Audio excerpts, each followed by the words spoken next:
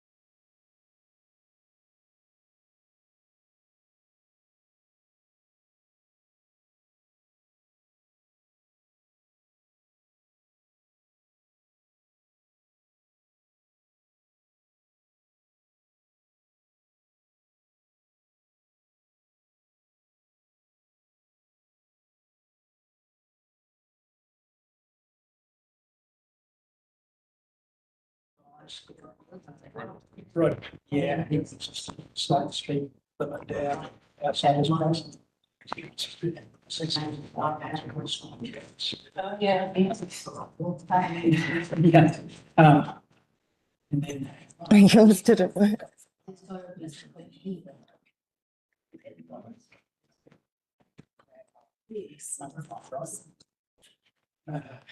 This is even before I get to, Jordan's and stuff, but. Wandering.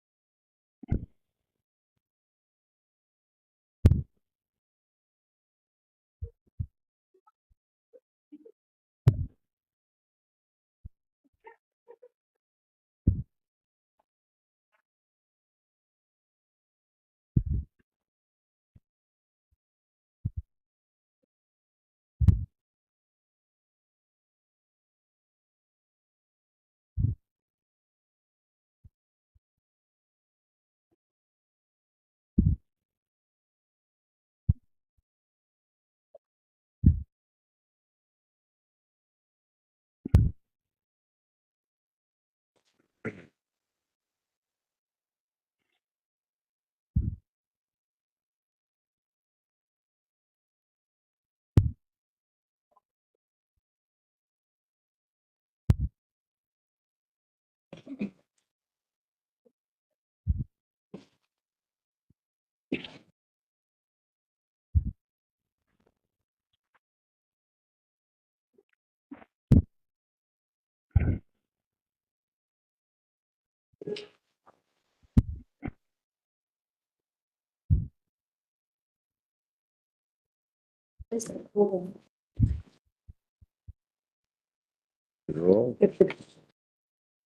Okay, well, welcome to this council meeting for Wednesday, the 29th of July 2026 at the Tangaroa Community Complex.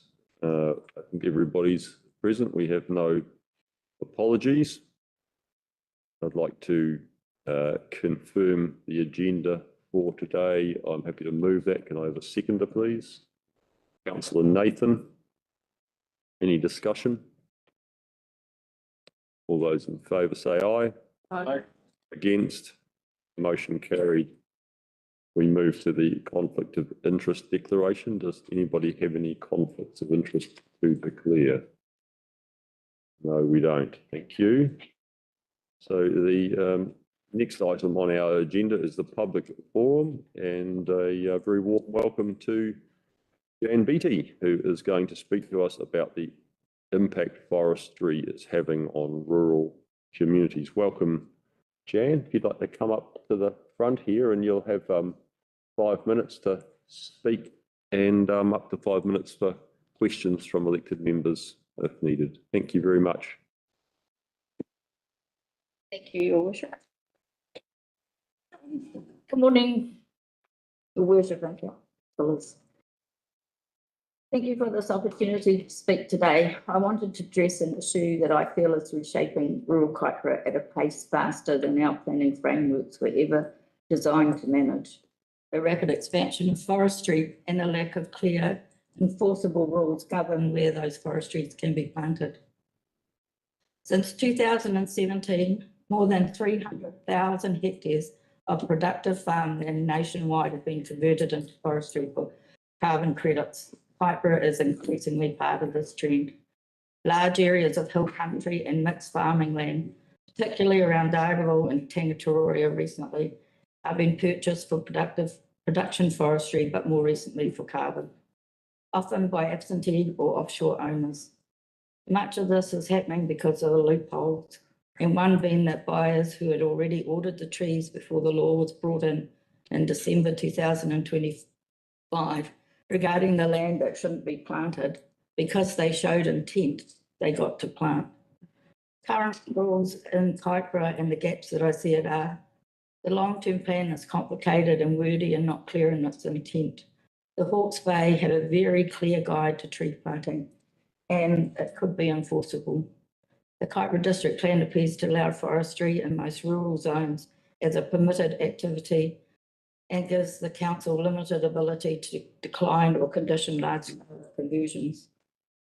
Under the National Environmental Standards for Planting Forestry, it is generally a permitted activity unless specific environmental triggers apply, but who knows what these rules are. It also doesn't distinguish between production and carbon forests. The National Policy Statement for Highly Productive Land protects classes 1 to 3 soils, but much of Kaikoura's hill country sits outside these classes, leaving it vulnerable to unrestricted carbon planting. Planting has gone ahead on land that was tractor drivable and as such should not be planted.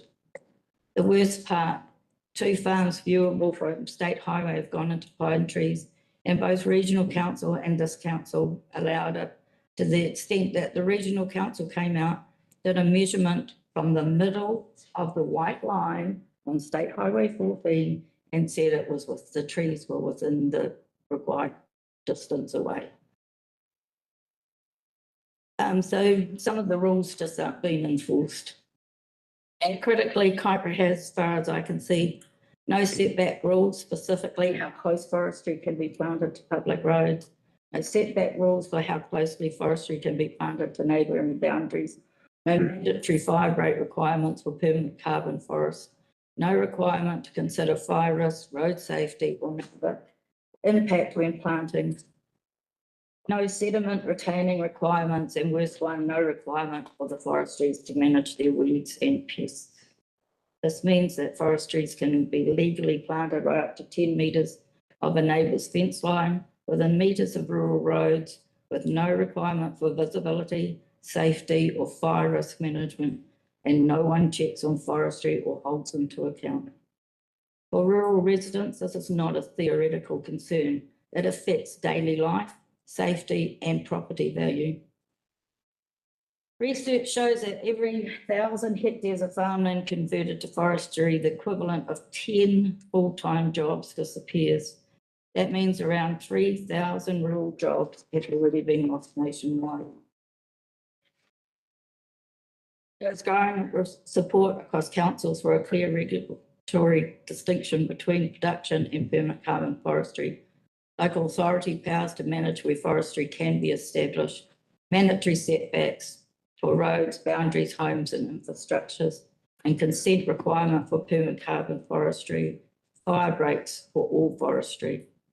These are needed for protection of our productive land. This is not a call to reject forestry. Forestry has a role, but unregulated forestry is not a strategy, it is a land use loophole. Rural communities like this one and others in Kaipara are paying for the price. We need a planning framework that protects productive land, supports rural employment, ensures forestry complements rather than replaces farming, requires setbacks, fire breaks, safety buffers, a balanced climate goals with community well-being. Councillors, you have the authority to advocate for these changes. You can ensure that Kaipara's future is shaped by thoughtful regulation, not by the absence of it, but it needs attention now. Rules need to be enforceable, clear and monitored. These are the figures that I was given today. So we've lost 45,000 beef cows, 135 sheep in Northland. Our Spilfern farms, if the production of cattle coming in goes down, they won't hesitate to close the plant. So where does that leave us? Dargaville, like, there's the outlook for Dargaville if that plant closes. It's one of your biggest employers. Dargaville Honda, 200 to 300 services in a year. Whanganarolo, 400 services in a year. So that's jobs that they can't afford to keep open. That's businesses that are becoming borderline viable, because it's not just them. It's across businesses all over Dargaville, all over Kaipara. And I think something has to happen. Thank you, Wilson. Thanks very much, Jan. Are there any questions for Jan from elected members? Councillor Williams, then Councillor Szymanski. Thank you, Your Worship. Hi, Jan, thanks for your presentation. Yeah, quite sobering to hear those figures that you've mentioned. Have you, I don't know where the district plan is at the moment with its hearings, but have you presented to a district plan hearing on? I thought I'd start here. Okay, so you haven't made a submission to the district I plan? did on my that? submission online for those things that I see that come up. Okay. That's that, because it's just, it would be, yeah, obviously you've made a submission, they'll have that within the district plan as we work through it. Yeah, thank you. Councillor Szymanski. Yeah, through your worship. Thanks for your presentation, Jen. Two things. One, is it mainly, is it forestry in general, or is it these carbon credit farms that you're sort of both you're talking about? If you go out, like, it's going to cost you guys money. Hmm. If you go out through Pukapuya and up on Mana Road, there's now forestry on both sides of the road. You can literally, and the trees aren't that big, touch the trees. They are going to grow to 40 metres high. Their branches Now's the time to control it. Yeah. are huge. Yeah. So like that road is not great now. Been not having sunlight, it's going to be a lot worse. Yeah. And need a lot of maintenance to keep it up. You, if you look at when you go back at the bottom of Cons Hill, at the moment you can see to the top of the hill. In a year's time, not going to happen. The trees are also going to make it really hard with North Power to get in because they're close to the lines. Because in Carbon, worst of all, they are going to make it hard to get through. It was proven down in Southland when their power went out. They could have fixed the lines in a week, but they couldn't get to the lines because of the trees. Yeah. You know, The, now we went to a meeting down in Tinapai, Marae, there with, well, a few Northern Regional Council people and all the rest of it, and forestry did come up. Also in regards to planting too close to the waterways, too close to the boundaries and stuff as well. So, and that was not just at Tinapai, but they were talking about that sort of right the way through. So it is a concern, not just to yourself, it's like there's Iwi on the same sort of scenario, sort of with pine trees going into waterways because nothing grows after your pine needles go in and stuff. And when there's not enough room for them to fall down and they're crossing the creeks and all this yeah, but it's, stuff is going into the creek then. so like, we have a block with pine trees at the back, but we have pine trees on our farm. I'm not anti-forestry, okay? That has its place. We ran out of water for the first time and our creek stopped running. And we feed out of the creek for the cattle. Yeah. So excuse me. So that's really hard. Our fertilizer, our farm is hilly. We use a plane to get on. The plane's only coming up twice a year. Because we had 4 planes when we started farming, now there's none. They come up from Waikato. And they have to work in with what's happening down there. So, you know, we asked that they don't plant the strip because one of the strips because it was close to the fert going on. And they could have planted afterwards, like given us a year. And they just planted it. They didn't care. And I think that's the bit that's so hard, is that the managers change so often. The companies seem to change so often that you're never dealing with the same guy. And then you get the likes of Jeremy and like Tangwahine said to him, do you have to plant the trees so close to the cell phone tower? Because that's our only communication up this way. And he just said, they only got a 3-year lease and walked away. Like, they don't care.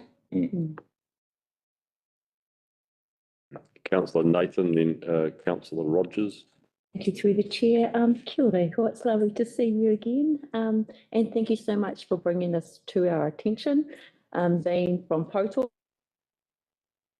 obviously we had massive issues with pine trees that were all over the main road where we had major issues with actually being able to get to whānau.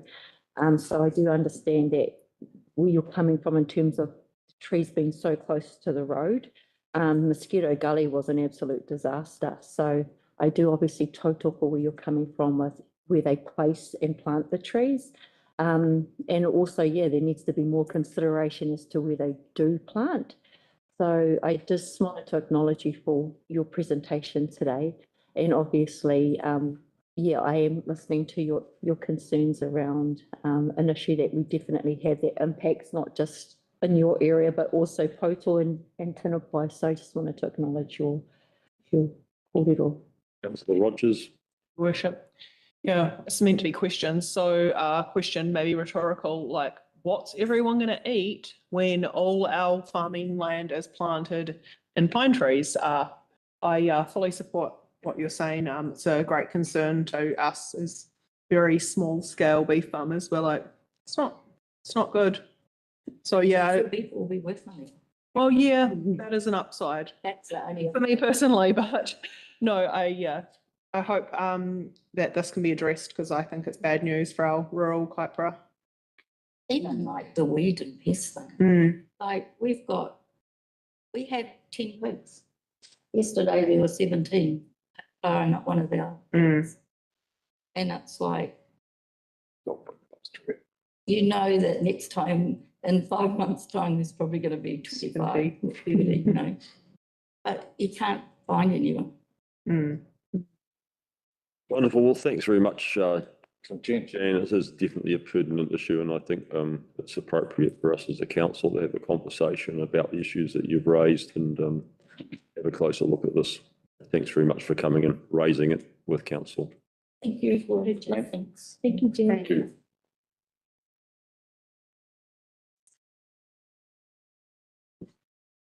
Okay, we are moving to the confirmation of the open minutes of the council meeting on the 23rd of June, 2026, and the extraordinary council meetings on the 26th of June and the 15th of July. Can I have a mover, please? Councillor Williams, thank you, and a seconder. Councillor Rogers, thanks. Is there any discussion? No, in that case, I will put it to the vote. All those in favour say aye. Aye.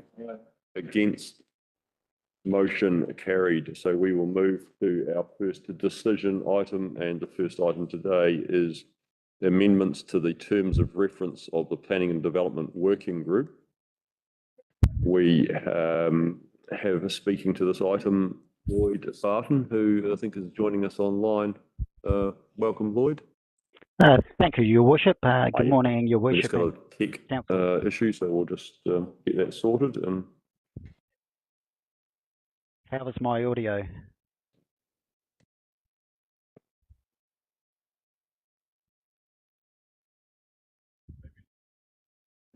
I'll drop in.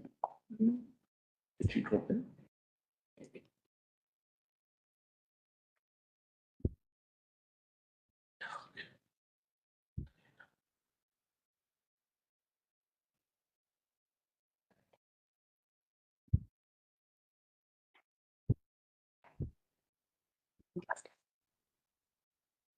Fully.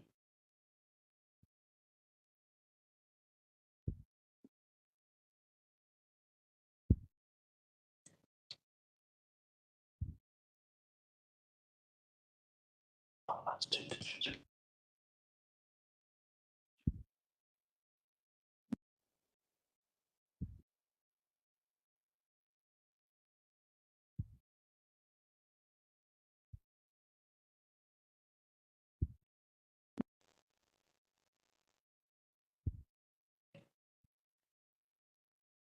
Sorry, Richard.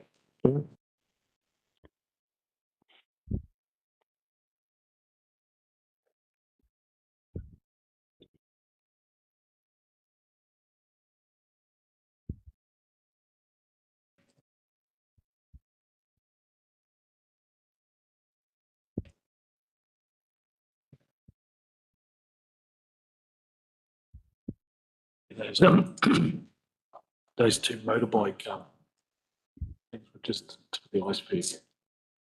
Schooling, to tractors, to see everything.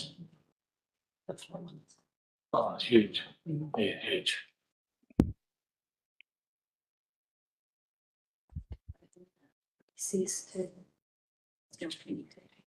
Can you hear me now, Emma? go to item 4.3. Just while we're sorting out these technical issues, we'll just carry on to item 4.3, which is our emergency works remediation partial land acquisitions item. So if you're available, Varonesh and Blair, move to that whilst this gets sorted out. It's clear online. Morning,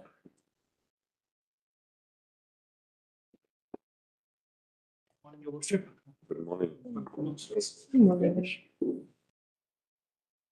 The Chair, this paper is basically seeking permission for partial land acquisition. These land acquisitions are normal process. During our Cyclone Gabriel work, we did a lot of retaining walls. These retaining walls sometimes, when we basically make a retaining wall, we have to encroach into private land. These are small land ranging from 180 meters square to 330 meters square. This paper is just seeking permission to acquire those lands. The cost to acquire those lands are yet to be determined. We are not right now only on a partial agreement. This will be surveyed, and then accordingly, according to the market rates, we'll negotiate the rates. But the budget is already allocated by NZTA to acquire all those lands.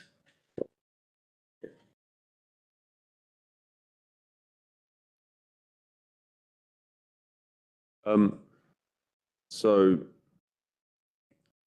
the agreements that have been entered into don't specify purchase price, just general terms of the pieces of land. Yep. So Lambeth, Thank you, through the mayor. Ramesh, have all the landowners been notified, and have there been any objection or resistance so far from them? None, Councillor Abbott, none of the owners have any issues around.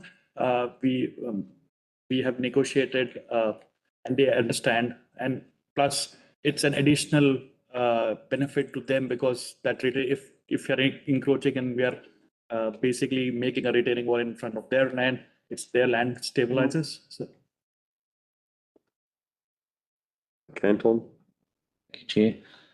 Morning. My understanding is under the Public Works Act, those small portions of land will get a valuation undertaken, and that will set the purchase price, is it? Yes, correct. Thank you. Councillor Tani. Thank you, Worship. Just a question from me. Is there, what is the expected sort of long-term maintenance and monitoring costs of the parcels of land that's in question here? So these are basically lands which we have already constructed retaining walls, or in future we will be constructing. So once they are constructed, because there's a fairly new construction, we don't expect any maintenance to be done till the life of the retaining wall, but regular maintenance are always included in our maintenance contract to maintain them. So. Okay. Right, are there any other questions?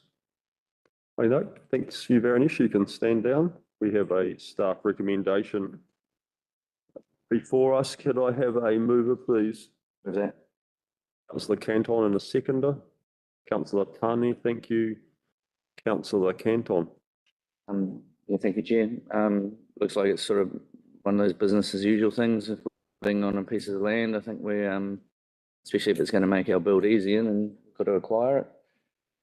Public Works Act seems there's a pretty set, always a standardised process for attaining these, and they're valued, and the owner can get their own valuation if required. And it's usually in the middle, and that's what we pay for it. So I'm happy to approve this and see it go forward. Councillor Tani. Thank you. I think with Councillor Canton, a robust process has been undertaken to get to this point, and so fully support the recommendations. Does anybody else wish to speak? No? Okay, we'll put this to the vote then. All those in favour say aye. Aye. Against, motion carried.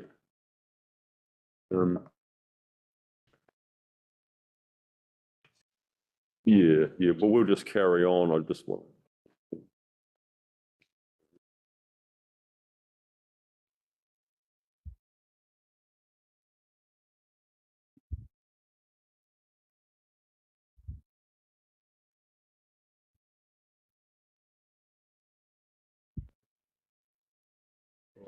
Item 4.4 in the meantime, which is the approval to amend financial delegations. Welcome, Jesse.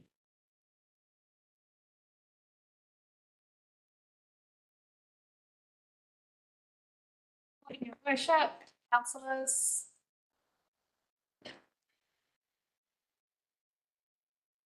So, through the chair, this report's largely administrative in nature and seeks council approval for some minor updates to delegated financial authority holders, just following changes to the strategic improvement group structure. Specifically, 3 roles are being removed from the delegations register where the positions were disestablished or restructured, and 2 replacement roles are being added, equivalent authority levels. The report also seeks approval for an additional legislative delegation under the Fast Track Approvals Act 2024, which just simply enables council to respond to the requests that are being made from the expert panel. There were a few questions sent through from Councillor Williams on this paper, just around the attachment A and trying to understand that. So for clarity, attachment A is just a list of all of our financial delegations and who holds them. It's just been provided for information really, and so that elected members can see the full list, and council is only asked to approve delegations when we approve the policy. So it's every 3 years that council approves that policy. It's not something that gets approved through the annual plan. We last did that policy in 2024, but since that policy, we've come for these types of minor changes which don't trigger a full. Councillor Williams, you also wanted to clarify on attachment A the dollar limits, and I just wanted to clarify those figures aren't budgets or targets or expenditure allocations. They're just the maximum value of expenditure that can be authorised by an individual role within budgets and funding already approved by council. So we don't need to report against those budgets. Basically, they're not budgets, they're just a limit on expenditure that we can authorise. So other than that, I'm happy to take any questions. Councillor Williams. Thank you, Your Worship. Thanks, Jessie. I just had a further question to that. So council, we don't, or there is no need to report any of that money that's been expended over a financial year. So there's never been any reporting of that nature. I raised it because I thought it would be a good thing perhaps for elected members to just have some eyes on if you know those budgets are expended. Yeah, so we do report every month on the exceptions report. So those are your approved budgets and then the expenditure against them, as well as the annual report. So we do regularly show you where we've been under or over budget. But not specifically on the... Not specifically by delegation. person. Yeah, not by person, but by group of activities. Because that's just how we're supposed to report in local government. Yeah, I guess I could say that we aren't really over budget in any places except one that you'll find out about in the finance report later. Thank you. Councillor Szymanski, then Councillor Tani. Thank you, Worship. I was looking through the list of the different managers and sort of the accrued amounts of their budgets, but which one specifically was the manager that's actually looking after sort of basic building sort of stuff where he can approve basic maintenance? Yeah, so there's two different managers that applies to. One would be the manager of business support, and they have other council property inside their budgetary control. And then we also have the manager of community services. So she's got district halls, community buildings, libraries, those sorts of buildings underneath her budgetary control. Okay.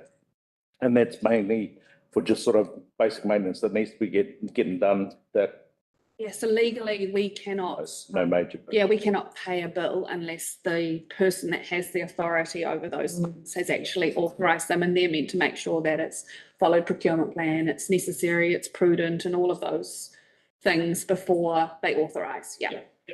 Cool, thank you. Councillor Tani. Thank you, Your Worship. Morning, Jess. Just a small question from me, and it's based around the disestablishment of 3 positions. And then the 2 newly created positions where I'm assuming the delegated authority of those 3 would fold into the 2 new roles. I see this a discrepancy of, well, sorry, go back a bit. In the report, it states that there'll be no sort of increase rather it'll be sort of, filtered into the current allocations. But I see there's a 10K sort of discrepancy there. Where's that going into? So we do have tiered delegation limits. So team managers are not truly fully responsible over that budget. They're not tier 3 managers are the ones that have the responsibility. But some of our tier 3 managers have broad budgets that cover a lot of budgets. And so they have team managers it's just an operational thing that enables those smaller costs to be dealt with, enabling a focus for the more senior people to be on higher risk, higher cost issues. But so it's just a sub-delegation that sits underneath those $10,000 ones. So they don't have budgetary control per se. They just have and are enabled to authorise some low value expenditure to make it faster and more efficient to run operations. Yes. The Chair, I just want to clarify that the delegations are very different to the budget. So you approve the budgeted expenditure. The delegations essentially are a cascade of the ability for a staff member to approve an expenditure up to that limit as long as it's within budget. If it's unbudgeted, it always has to come back to council.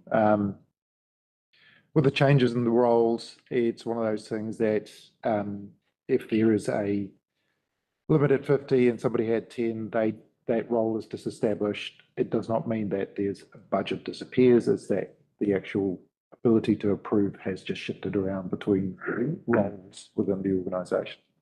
Yeah, so there is no gap in terms of approvals through that process. It is all managed through the different managers who have the delegations. Okay, are there any other questions? No, yep. Councillor Nathan. Thank you, through the chair. Thank you for this. Is really an interesting read. I think for me personally, coming from a little bit of a management background, I was looking at some of the amounts.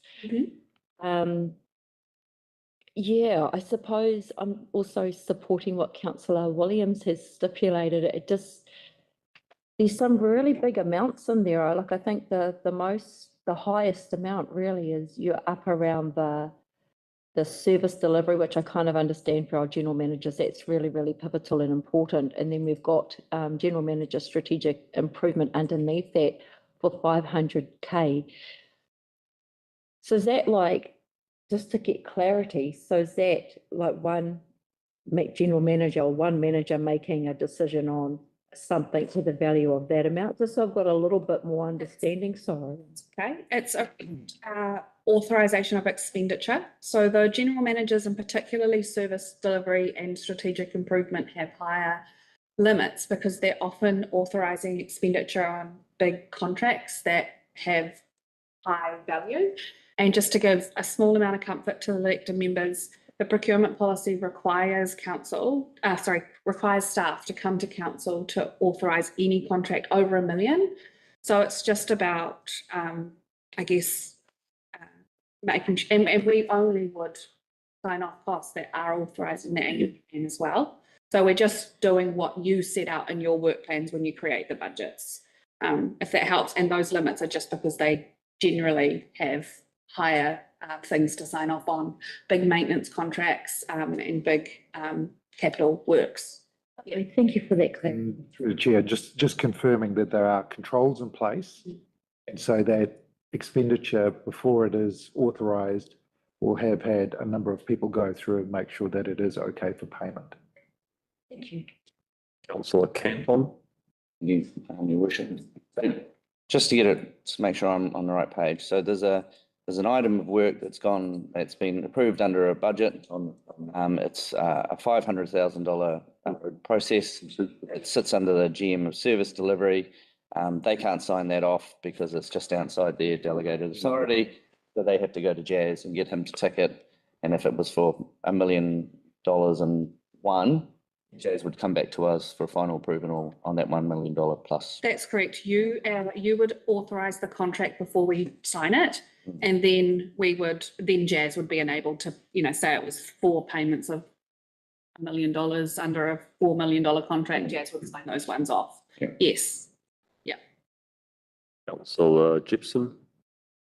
Yeah, so audit risk and finance, we discovered that Deloitte's had been paid $38,000 to invest a supposed whistleblower complaint. Who authorises those payments? That would be the GM of corporate services. And I guess that's a case of we can't move away from paying for that. Does that go through does the CE have an oversight of those moves to do those sorts of things? Through the chair, that goes to the audit risk and finance, and it went to one of their meetings, and the auditor came to speak to it.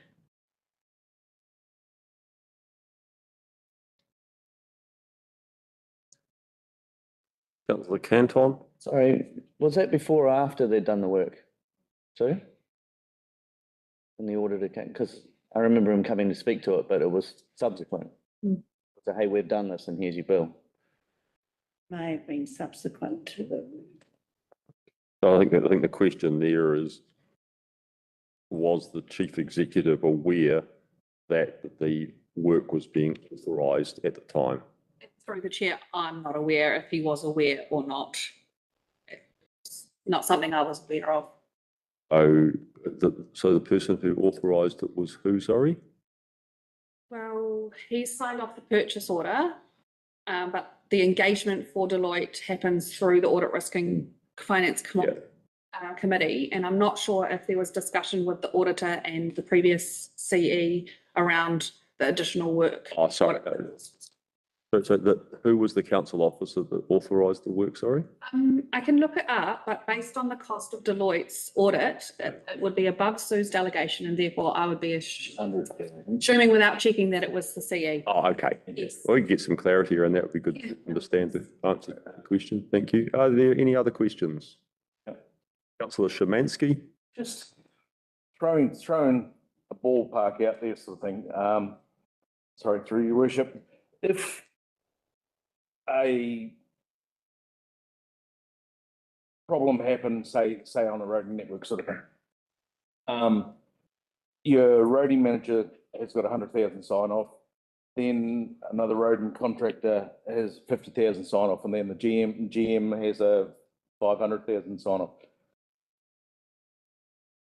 If something was big, can you amalgamate those funds? Because like all of a sudden you're getting up there, and that I would expect would have to come through obviously the CE to get sort of rectified if anyone's working together like that. So let me just reiterate that the delegations are the ability for those managers to sign off on expenditure that is budgeted up to that amount. Yeah. If there is a contract in place, that will follow the contractual values, etc. Right. So if the contract's for $500,000, $499,999, it'll be up to the GM to be able to sign off on that contract and then the subsequent PO, etc. Yeah. If there is a variation and the works go over that, so another $10, that variation will have to come to the chief executive to sign off, and if there's no budget, will have to come to council for approval.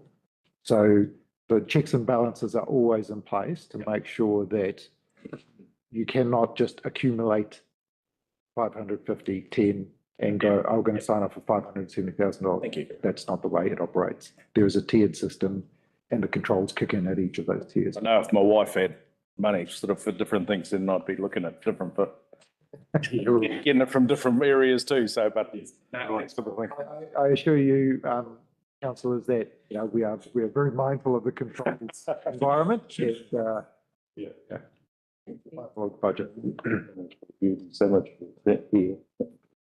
Right, are there any other questions? There aren't. Okay, thanks very much, Jesse. You can stand down. Thank you, Chair. Mr. Chief Executive, we could have an action point to take away from the meeting to just get clarity on the authority pathway for the audit matter raised by councillor Dixon to come back to us, please. Yes, noted. We have a staff recommendation before us. Can I have a mover, please? Councillor Canton and a seconder. Councillor Nathan, thank you. Councillor Canton. Thank you, Chair. Nothing really to add outside of what's probably been asked in the questions already. Let's just get it moving. Thank you. Councillor Nathan. Thank you, through the chair. Everything looks pretty straightforward, nothing to add. Thank you. Thank you. Does anyone else wish to speak? Okay, we'll put this to the vote. All those in favour say aye. Against? Motion carried. Get an update of, we've got anywhere with our tech at this point? Okay. We could probably do the road naming application approval. That's a. Yeah, well, we've still got, is Glynis in the room? Yes. We'll move to item 4.5, memorial displays recognising military personnel in council administered cemeteries. Thanks, Glynis.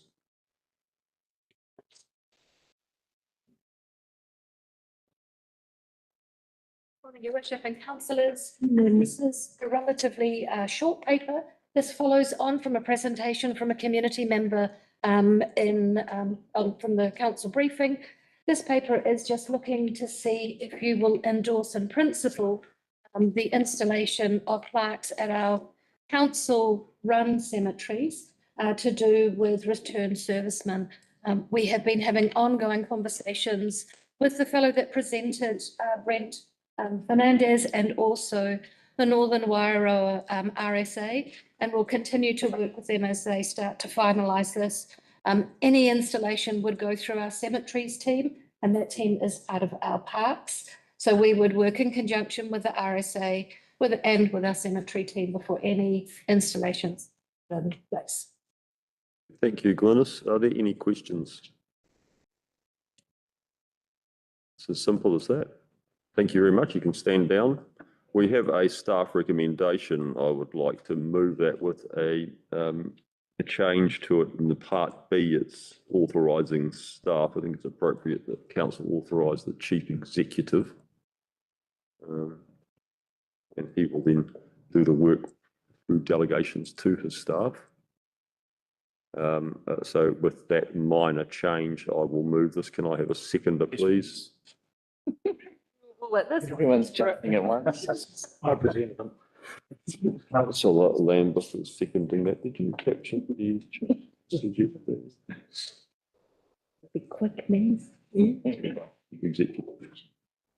You just want your name on it. Well, we've all seen the presentation that came to council. I thought they were doing really wonderful work in our community to record and remember servicemen, and I really fully support this initiative. I'd like for our elected council to be kept informed on how this is progressing as it goes along, and put our full support behind this wonderful piece of work that's being done entirely voluntarily and not asking for any contribution. So thank you, Councillor Lambeth.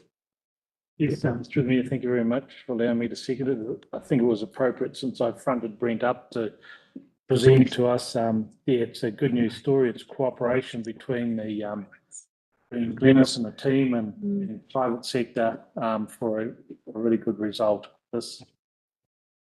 Great, thank you. Does anyone else wish to speak to this item? Councillor Nathan. Through the chair, obviously happy to total for it. I was very, quite emotional, not an emotional moment when they presented all those beautiful names of our whānau that have passed, but I'd obviously love to support and upbeat them as much as possible. So yeah, it was an awesome kaupapa. Happy to support it. Anybody else wish to speak? Okay, I'll put this one to the vote. All those in favour say aye. Aye. Against? Motion carried. Okay, we'll just take a 5-minute break and let our governance team have a bit more of a in-depth investigation into our tech and see if we can straighten it out. Thank you.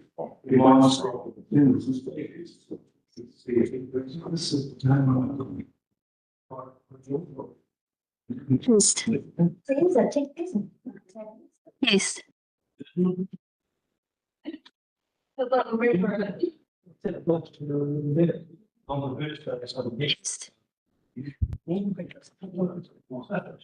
You guys still can't hear me?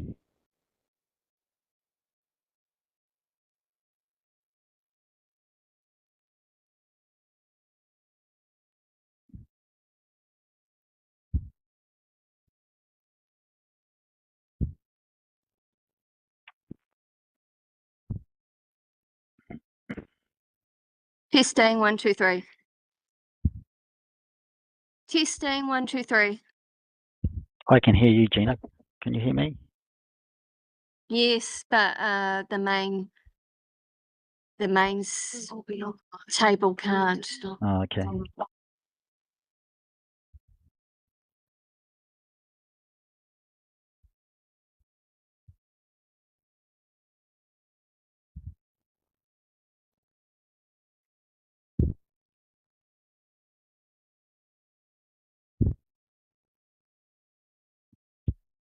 Technical issues.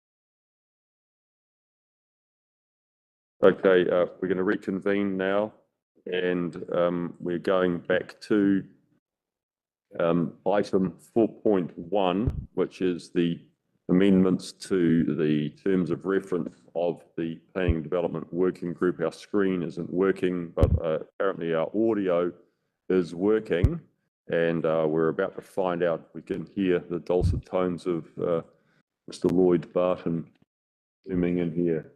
Are you there, Lloyd? Yes, I am. Thank you, Your Worship. Oh, Good morning, wonderful. Thank you. Your Worship. Good morning, councillors. Look, yeah, the item today, this morning, is seeking approval for proposed amendments as set out in the red font and in the attachment to the terms of reference for the Planning and Development Working Group. The proposed changes will allow the working group to make a recommendation to full council on whether the council as asset owner is willing to accept the proposed recognition reserve to vest. or accept facilities offered by developers where a reserve contribution credit is applicable. While for most developments, reserve contributions are paid in the form of cash, that's based on 5% of the value of each additional lot created. For bigger developments, the developers may seek all or some of the reserve contribution to be met by the setting aside of reserve land or reserve facilities that are constructed within the development itself, and that's the alternative to paying cash. Where this occurs, the development gets a credit on paying the cash contribution. That equates to 1 credit for every 100 square metres of land set aside as a reserve. The amendments to the terms of reference provides for elected member involvement in the consideration of such proposals, with the working group having a recommendation power to full council. Council officers would provide a recommendation to the working group. So the idea here is that these amendments provide for a less formal initial discussions and perhaps negotiation between developers, council staff and the developers. And as explained, the working party then forms a decision in terms of a recommendation to full council, with the full council making the final decision. So if approved, we would communicate this change to our regular clients and the developer community and their agents. Happy to answer any questions. Thank you. Thank you, Lloyd. Do we have any questions? Absolutely straightforward. Okay, thank you very much. We have a recommendation there before us. Can I have a mover, please? Yep, Councillor Canton, and seconded by Councillor Tania, was it? I saw a hand fly up. Thank you.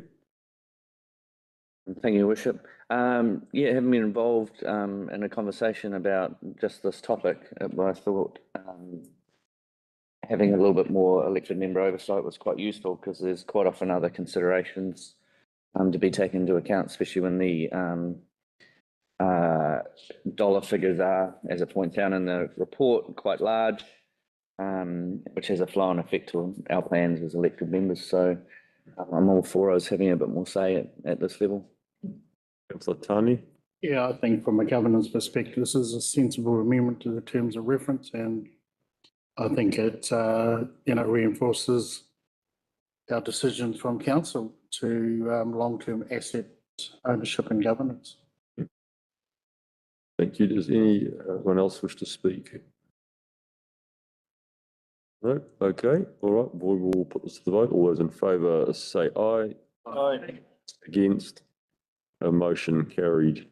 We will move to item 4.2, road naming applications for approval, July 2026. And presenting this is once again Lloyd Barton. Thank you, Lloyd. Thank you, Your Worship. Just standing in for Debbie Rajev this morning, who's on leave. So 2 applications for consideration this month. The first one is to name a private access way off Thelma in Mangawhai. The name is Raumati Lane. The second is a name for a new public road to Veston Council, and the proposed road name is Harriet Street. Both names are the preferred options of the applicants and satisfy LIN conventions as well as KDC's road naming policy. So the recommendation is to approve both names. Thank you. Thank you, Lloyd. Do we have any questions? Once again, no questions. Thanks, Lloyd. You can stand down. We have a staff recommendation. Could I have a mover, please? Councillor Rogers, and seconded by Councillor Szymanski. Thank you, Councillor Rogers. Yeah, I think they've given good reasons, and it's nice to let the people involved in the project have their say. So seems sensible and good to me. Councillor Szymanski. Nothing further to add. That's, perfect. Thank you. Anybody else wish to speak? Councillor Nathan. Thank you, through the chair. I just wanted to acknowledge the applicants who had put in for the Māori name, and I was actually really pleased to see that Te Reo Hau had given their support and endorsement of the use of that Māori name, but it was really lovely to hear their kōrero as to why they wanted to choose the Raumati lane. So kia ora, just wanted to support the application. Thank you, councillor Nathan. Anyone else wish to speak? Okay, we'll put this to the vote. All those in favour say aye. Aye. Against? Motion carried. So we will now move to our information. Item 5.1 is petition off leash dog walking times in Mangawhai during the off season. And speaking to this is Emma Redmond. Thank you, Emma. So this paper should have actually been in a decision because it is a decision, so that will be reflected in the minutes. But it's about the petition that came to the public forum, our last council meeting.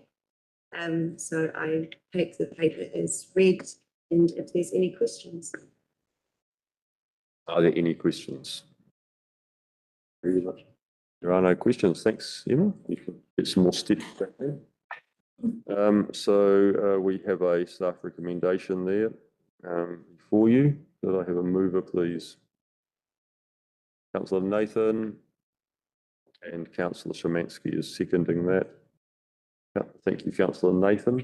Thank you through the chair. Just obviously like to acknowledge all the individuals that had signed the petition and happy to, support it moving forward. Szymanski. As a dog owner, I like to let the dog off the leash. So for a good run. So approve, agree with that, and thanks to people who've done the submission. Anybody else wish to speak? Okay, we'll put this to the vote. All those in favour say aye. Aye. Against? Motion carried. We will move to, we don't have an item 5.2, so we'll move to item 5.3, which is the exceptions report. Thank you, Jazz. Thank you, Your Worship. This is your regular exceptions report. We've got Jessie who's available to answer some questions if there are any. Take it as read. Thank you. Thank you. All right, thank you. Do we have any questions? Councillor Williams. Thank you, Your Worship. Hi, Jessie. I sent some pre-questions through. So did you just? Through the chair, is it appropriate and okay if you let me summarise some of the key information for the members, including answering Councillor Williams' questions? Yes. Thank you. So thank you, Your Worship and councillors. I'll just be speaking to the finance report and the capital expenditure report sections. I do have quite a bit to point out to you, as well as a number of questions sent in from Councillor Williams to cover. So appreciate just a slightly longer verbal update than normal, and I will have more question time at the end. The first point I just wanted to make is that this is still an interim June report. We are still working through year-end journals and final accounting adjustments, as well as audit adjustments. So the numbers are not the final annual report position. The next time council sees the full June result will be through the annual report adoption, which is in October. So I just encourage members to treat the figures in front of them as indicative rather than final. The main areas still being worked through are in our non-cash accounting provisions, so closed landfills being the largest, doubtful debts, some revenue deferral calculations are still being completed, so I'd expect a little bit of movement in revenues. And also the asset revaluation entries are still to be entered, which will significantly impact the balance sheet as well as actual depreciation. So I wanted to signal the asset revaluation impacts because they're expected to be material in some areas. The draft valuation reports are indicating increases of 4% for roading, 25% for land drainage assets, 58% increase for water supply assets, 36% increase for wastewater assets, and 77% increase for stormwater assets. So just looking to the report itself in your attachment, the variances I would draw your attention to in revenues is the overall gain that we're saying we've made of 1.625 million in investments and other income. Just noting for you that a lot of this is non-cash, so over $1 million relates to vested roads and 200 grand relates to revaluation gains. So just not a monetary gain is kind of what I'm trying to say.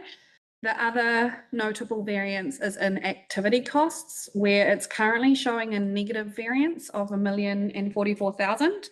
So just noting again inside there, there's quite a few accounting adjustments, notably 746,000 for recognising the loss on disposal of the old pension housing units.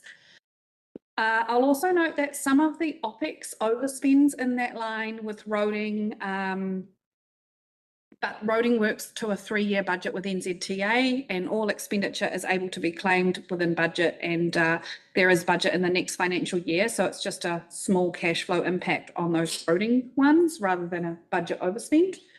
So in summary, overall, the draft June position is currently showing a surplus of 29 million compared to a budgeted surplus of 19 million, and it's mostly driven by those additional subsidies that we've discussed quite a few times. Turning to the CapEx report at the back, you'll note we've added a new column showing the funding sources as requested, and we'll keep that going into the new financial year as well. The total spend for the year is 54.3 million. This is the largest capital program council has delivered in its history and represents a very strong delivery result. The roading had a particularly large final month of the year with a June spend of over $9 million. The key point for council is that we are currently expecting carry forwards of around 32 million. Around 10.5 million is roading and 21.5 million for non-roading. Carry forwards are still being reviewed by management, and there will be a formal carry forward report that will come back to you next month's meeting for your approval. The other great news for our community is that Gabriel storm repair work has been completed with only a handful of sites. It didn't take long. Shop in July. The next financial year, there's a few more costs just coming in.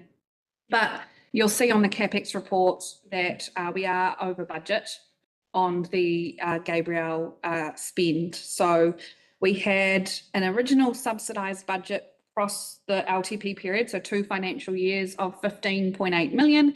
We've spent 21.7 million on our roads repairing those slips. And that means we're over by 5.8 million, and remembering there's still some costs to come. So we are working through the funding position with NZTA on this. They've confirmed we will be able to get at least 62% subsidy on the overspend. Of course, that does mean council will need to fund a local share, and we wanted to assure elected members that we do have options for funding this through existing budgets. Because the final spend is still coming through, and because we aren't sure yet whether we'll actually get a higher subsidy percentage on that from NZTA, we can't properly report to you, but the plan is that we'll come to council as soon as we can, depending on NZTA, of course, but it should be in the next couple of months and go over the entire funding equation there. Before I open up for questions, I just wanted to address the questions Councillor Williams sent through, which we really appreciate. They were primarily focused on the finance report and the ward reporting section. So firstly, Councillor Williams asked about the professional services line in the finance report and whether this represented consultant spend for the financial year 26. The answer is yes. However, that line contains a number of different sort of expenditure types, and rather than read them all out, I'll just point elected members to the detailed commentary down on the second or third page, which breaks down the major drivers of the variance, including legal costs, which were skewed by the museum roof repairs that we funded from retained earnings in last year's annual plan, and a lot of project costs that could not ultimately be capitalised, which were funded from capital budgets. So we've highlighted those items because they skew the overall result, and once those are factored out, council's actually achieved savings in professional services expenditure in the year. So it just looks a bit funny because of those accounting adjustments. Councillor Williams, you asked about the Dargaville pool figure on the ward reporting table, quite rightly noting that it shows 625,000 when council had approved annual funding of 480,000. So the total in this report includes the 480 Sport Northland grant. An additional $24,000 was spent on consultants for condition assessments of the pool, and the balance is made up of allocated overheads. Councillor Williams also asked why the Mangawhai Parks expenditure in the ward section of 832,000 differed from the budget reported through the Mangawhai Community Park reporting that comes to council. So the difference is just simply because the parks reporting that you get reports on just the OPEX budget or the operational expenditure budget, whereas this ward reporting also includes items like depreciation, overheads, finance costs on any loan funded CapEx. Councillor Williams noted quite rightly there was no expenditure appearing against the Mangawhai summer bus line. That's just a simple reporting error. It's just arising. We manually do that table and we missed it. So thank you for picking that up. To confirm, the 2026 cost for the bus was 39,500, and just that amount on that table in the report was included in the administration and communities line rather than the summer bus line. And finally, Councillor Williams asked about the expenditure of approximately 362,000 showing against halls and which hall and where that related to on that ward table. So to confirm, the expenditure relates to the Dargaville Town Hall project rather than hall operations generally. So in July 2025, council made a decision to stop that project, rescope it, and some of the costs were unable to be capitalised that had already been incurred, such as associated to that original project scope, like design and consenting. So yeah, I appreciate I've covered quite a bit of material in that summary, but given the significance of the year-end position and that you won't see the finances for a few more months, I just wanted to make sure you had some context and the main points were top of mind. So happy to. Thanks, Jessie. Just on that last point about the halls, what halls does the council own other than the Dargaville War Memorial Hall? I'm not sure of that information offhand, but I do know we don't have a large hall budget at all. We don't have a large budget, so I'm assuming we don't have many halls. Our manager of community services might be able to come and help answer that question. So the point is that should the column that she's referring to there be named specifically for the Dargaville War Memorial Hall? Possibly, yes, we could. Yeah. If I know the answer we're going to get, but we'll see if we've got any. We can change that. We can make that clearer. Yeah, for sure. So who's in charge of halls? If we've got more than one hall, could they tell us how many halls we have?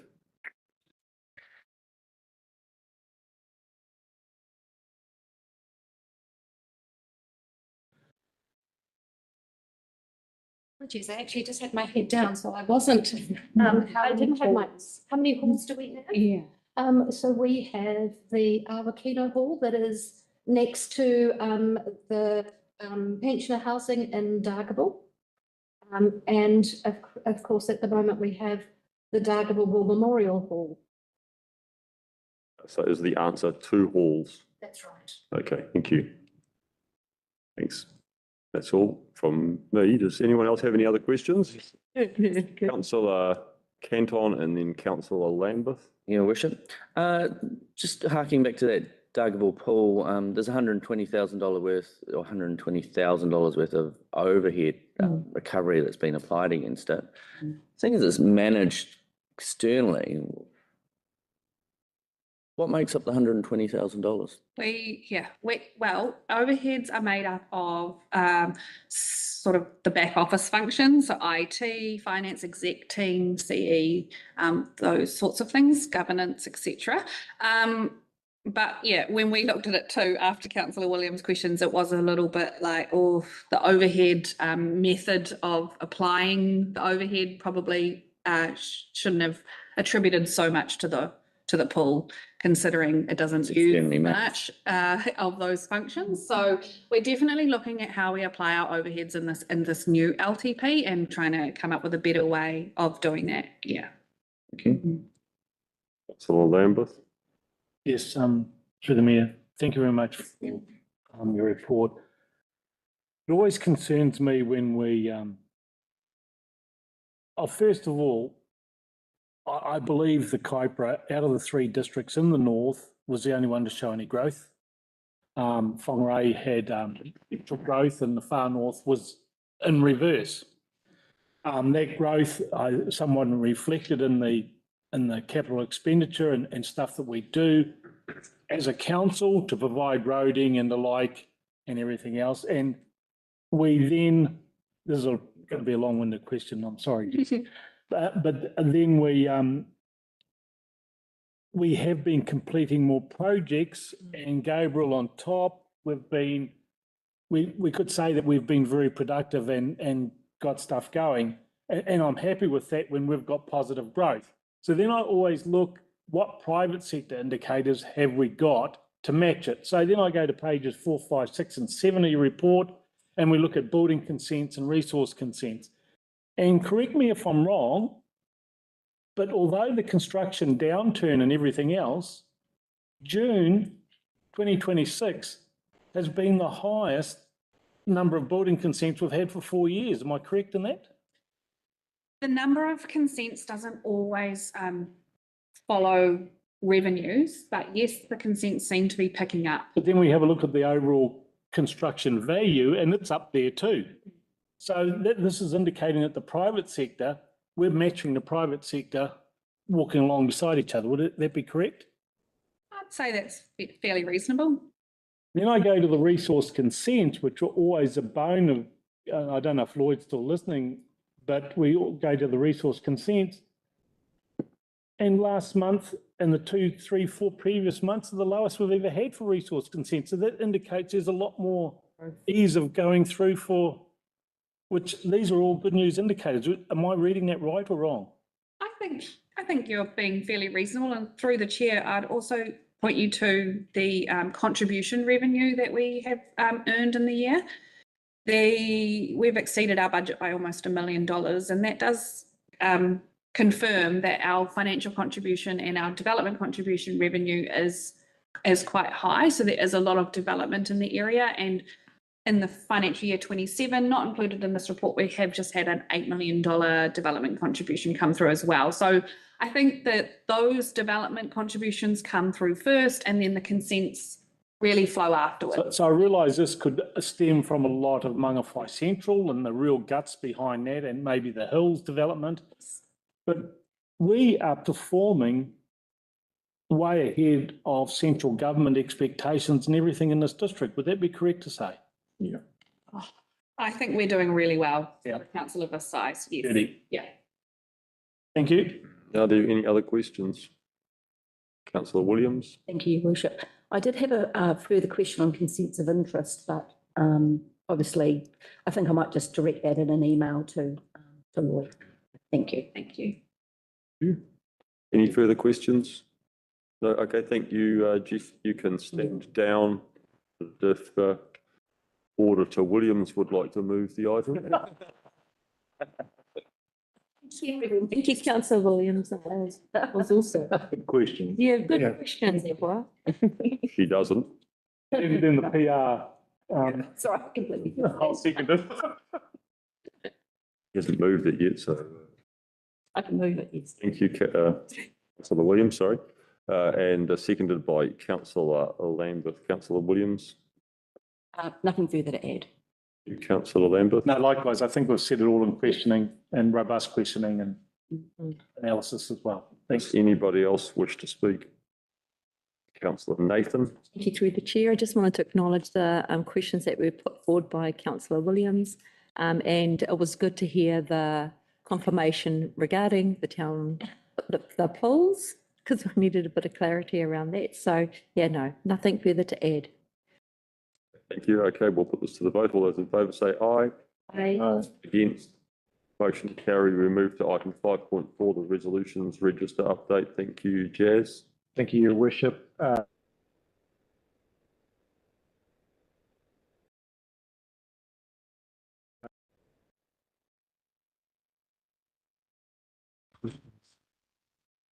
Any questions?